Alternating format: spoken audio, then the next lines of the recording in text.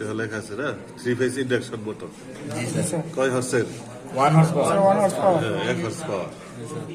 কিলোওয়াটটা দেওয়া নাই জি স্যার এটা কি ভোল্টেজ স্যার, ভোল্ট। 440 ভোল্ট তারপরে এটা কি কানেকশন কি কানেকশন স্টার্টিং স্যার প্রতীক দেওয়া আছে ওয়াই হ্যাঁ ওয়াই কিসের প্রতীক স্টার কানেকশনের প্রতীক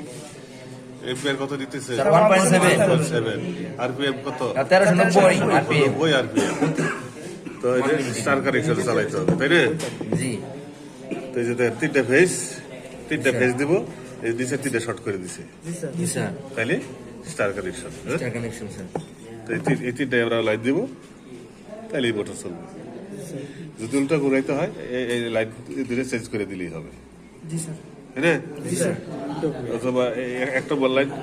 3 নম্বরে 3 নম্বরটা দিব 1 নম্বরে জি স্যার তাইলে তখন মোটর